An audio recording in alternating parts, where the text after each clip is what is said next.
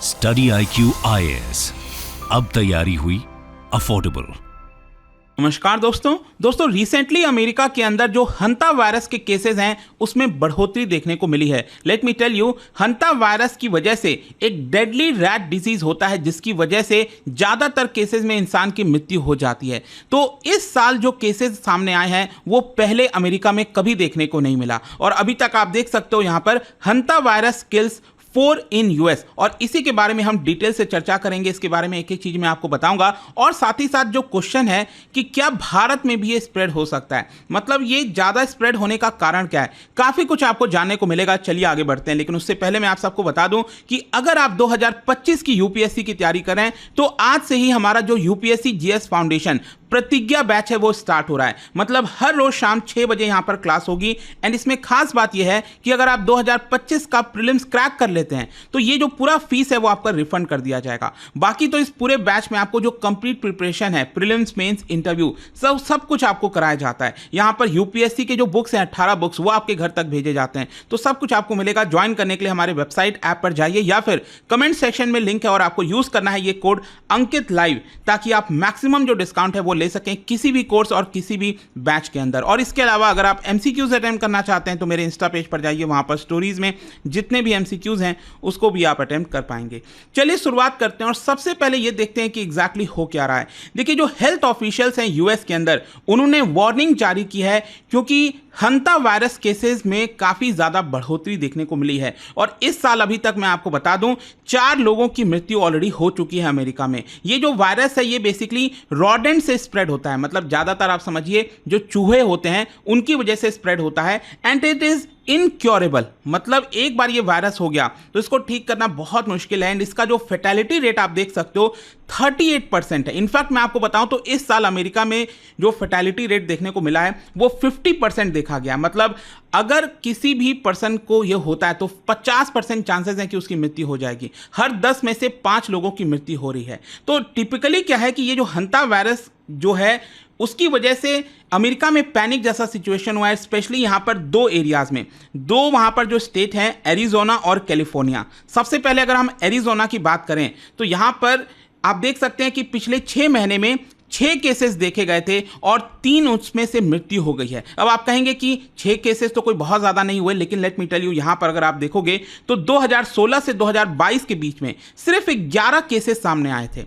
तो पिछले 6 महीने में यहां पर 6 केसेस हो गया है। तो आप समझ रहे हैं कितना ज्यादा बढ़ोतरी देखने को यहां पर मिली है और इसीलिए Arizona department of health services उन्होंने यहां पर इसके बारे में कंफर्म किया है और इंपॉर्टेंस बताया कि देखिए अगर इसको कंट्रोल नहीं किया गया तो आगे चलकर ये एक भयावह स्थिति पैदा कर सकता है। इसीलिए आप देख सकते हैं यहां पर जो एरिजोना इमरजेंसी इंफॉर्मेशन नेटवर्क है उनकी तरफ से बोला गया है कि हंता वायरस एक्टिविटी में बढ़ोतरी देखने को मिली है।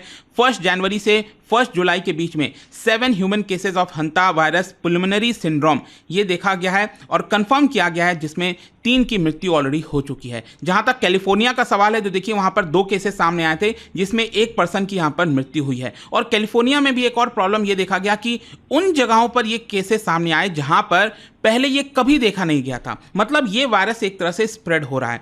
तो इसी की वजह से यहां पर इसके ऊपर निगरानी रखना, प्रिवेंटिव मेजर्स लेना ये काफी इंपॉर्टेंट हो जाता है। खैर, ये सडन राइज का कारण क्या है? क्वेश्चन यही आता है सबसे पहला। देखो, अब कारण क्या होता है कि अब रिसेंटली अगर आप देखोगे जितने भी वायरस की आजकल हम बात कर रहे हैं उसमें जो एक सबसे इंपॉर्टेंट चीज बताया जा रहा है क्लाइमेट चेंज।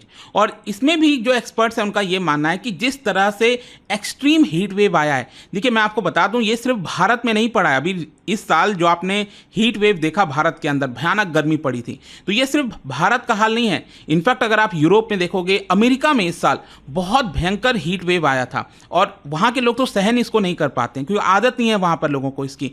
तो इस तरह की जो हीट वेव्स हैं, जो क्लाइमेट चेंज हो रहा है, तो इसकी वजह से इस तरह के वायरस को एक जगह मिल जाती है, पनपने का और मौका मिल जाता है, जिसकी वजह से ये और स्प्रेड हो सकता है। अब इसका डायरेक्ट लिंक तो यहां पर अभी स्टैब्लिश नहीं किया गया है कि ये जो हंता वायरस है क्या एग्जैक्टली इसी की वजह से हुआ है, लेकिन ज्यादातर चांसेस यहां पर यह है कि जब भी क्लाइमेट चेंज होगा, हीट वेव्स बढ़ेगा, तो वायरस भी उसी प्रकार से स्प्रेड होंगे और आगे चलकर फ्यूचर में हो सकता है कि और खतरनाक वायरस स्प्रेड हो। अभी कोविड का हमने देखा ही है पिछले कुछ वर्षों में क्या हाल हुआ था। खैर, यहां पर अगर हम इसके ट्रांसमिशन और सिम्टम्स की बात करें, बेसिकली हंता वायरस क्या होता है, जो चूहे होते हैं, जो रॉडेंट्स होते हैं अलग अलग, तो उनके जो यूरिन हो गया, जो वेस्ट हो गया, सलाइवा हो गया, उसके माध्यम से ये स्प्रेड होता है।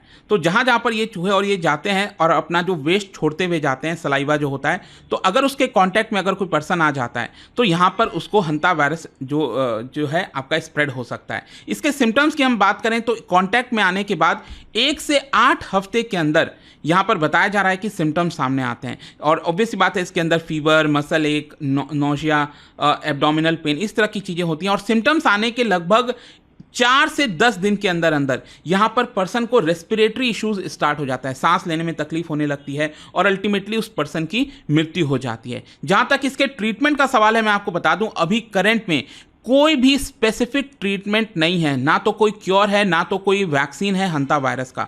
और ट्रीटमेंट में बेसिकली यही बोला जाता है कि आपको सिम्टम्स को मैनेज करना है। यहाँ पर जैसे ही सिम्टम सामने आए तो सपोर्टिव केयर देना है, वेंटिलेटर पर बैठाना है इंसान को ताकि ब्रीदिंग में आसानी हो सके, हाइड्रेशन मतलब कि लगातार यहाँ पर पानी वगैरह पीते रहें। तो इस तरह की चीज़ें बताई जाती हैं।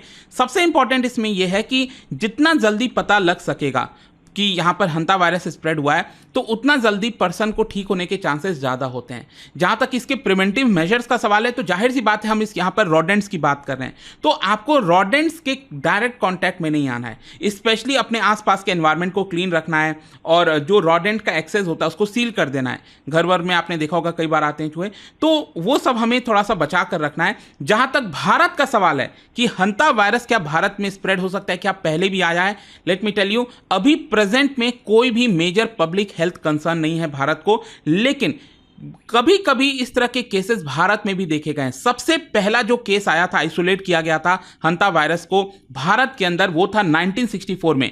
भारत के तमिलनाडु में आपको पता होगा एक जगह है वेलोर करके, वहां पर पहली बार 1964 में ये हंता वायरस आइसोलेट किया गया था। तो इसमें भी प्रिवेंटिव मेजर्स में यही बोला जाता है कि अगेन जो रॉडेंट इन्फेक्शंस के जो एरियाज हैं उसको आपको बचकर रहना है। और जैसा मैंने आपको पहले भी बोला कि यू नेवर नो कब यहाँ पर भी चीज़ें स्प्रेड हो जाएं, पता नहीं है। अभी के लिए अभी तो भारत सेफ है, इसको लेकर आप कह सकते हो, लेकिन कब चीज़ें स्प्रेड हो जाएंगी पता नहीं चलता है। एंड अपने आप को सुरक्षित रखें, यही सबसे बेस्ट उपाय है।